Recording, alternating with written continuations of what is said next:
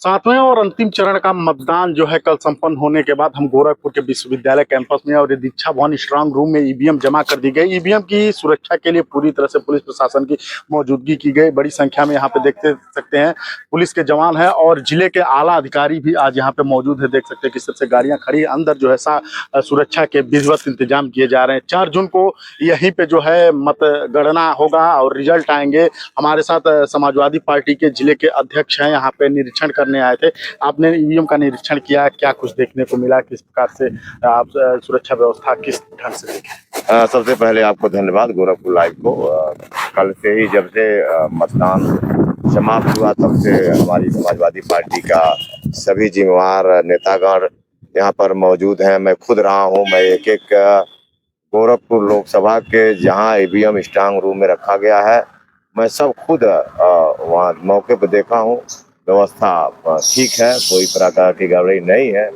अब बाकी सब ठीक है, मतगणना में कोई गड़बड़ी ना हो तो हम कह सकते हैं कि हम चुनाव गोरखपुर जीत रहे हैं। देखा जाए तो कई चैनलों के एग्जिट पोल आए जिसमें दिखाया जा रहा है कि भारतीय जनता पार्टी एनडीए के साथ पूर्ण बहुमत में आ रही है। इस एग्जिट पोल पे क्या कहेंगे? कहीं न कहीं देखा जाए अगर एग्जिट पोल को सही माना जाए तो इस बार फिर बीजेपी की सरकार बनती हुई नजर आ रही है। नहीं, ये तो लोग कहते हैं गोदी मीडिया एक नाम दिया गया है। गोदी मीडिया तो गोद में बैठ करके बोल रहे हैं, ऐसा कुछ जमीन पर नहीं है। हम गोरखपुर लोकसभा काजल निषाद जी चुनाव बड़े अंतर से जीतने जा रही हैं।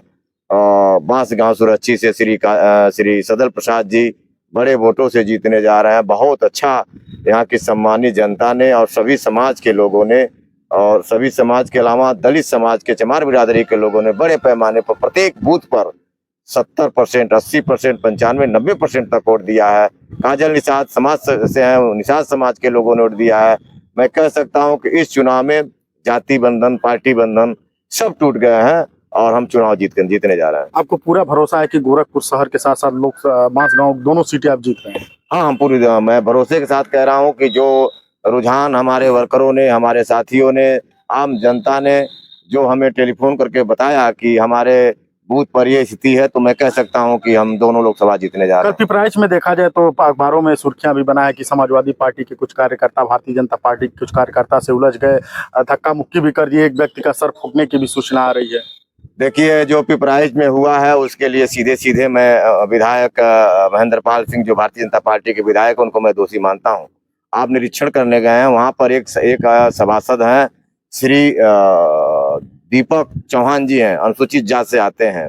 वहाँ के जनप्रतिनिधि होने के नाते पानी पीने की, इतनी गर्मी पड़ रही है, पानी पीने की व्यवस्था उन्होंने करी थी। तो अच्छा, वोट भी बड़े पैमाने पर इंडिया गठबंधन काजल निषाद को मिल रहा था।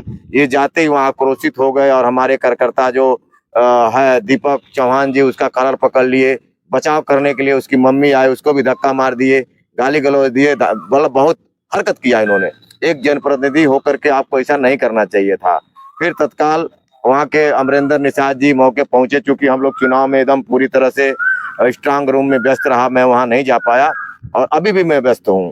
पर हमने तत्काल एसएसपी गोरखपुर से मैंने बात करी कि वहाँ पर उसको बच्चे के साथ न्याय किया जाए। अभी तक वो बच्चा थाने में बैठाया गया है। एसओ से पिपराइच एसओ से मैंने 5 बार बात कर लिया।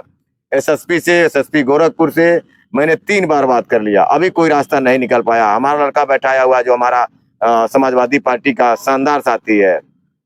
अभी आपसे 10 मिनट पहले मैंने फिर जिला अधिकारी गोरखपुर से मैंने बात करी कि आप निर्वाचन के अधिकारी हैं गोरखपुर के, इस तरह से अगर होगा तो फिर माहौल खराब होगा। एक तरफ हम स्ट्रांग रूम की देखभाल और अपने ईवीएम की देखभाल करने के लिए लोगों को लगाए हैं, तो दूसरे तरफ हमारा दिमाग वहां भी लगा हुआ है हमारे साथी को। अच्छा, ऊपर से उस लड़के के खिलाफ मुकदमा भी करा दिया गया।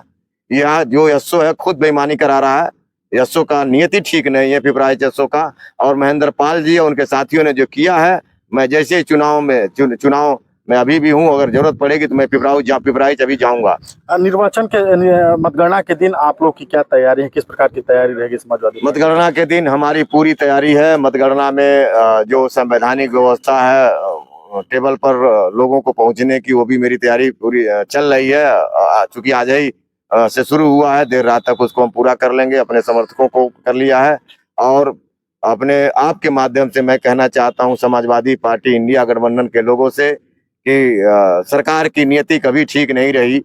इस नाते आप लोग जब मतगणना शुरू हो 4 तारीख को, तो बड़े पैमाने पर गोरखपुर विद्यालय में आप बड़ी संख्या में पहुंचकर अगर किसी प्रकार का व्यवधान पैदा हो, किसी प्रकार का रुकावट पैदा हो, या काजल निषाद जी सदर प्रसाद को जीत रहे हैं तो उनके साथ कोई व्यवहार ऐसा न हो प्रत्याशी के साथ, इसके लिए हम पूरी तैयारी कर रखे हैं। आपके माध्यम से अपील करते हैं कि बड़ी संख्या में, हजारों की संख्या में आने के लिए मैं अपील करता हूं। तो ये ब्रजेश कुमार गौतम थे, समाजवादी पार्टी के जिलाध्यक्ष, और ये दीक्षा भवन है, स्ट्रांग रूम बनाया गया है, यहाँ पे ईवीएम जमा करवाई गई है। और देख सकते हैं आला अधिकारी जो जिले के हैं, प्रशासनिक अधिकारी, वो यहाँ पे मौजूद हैं।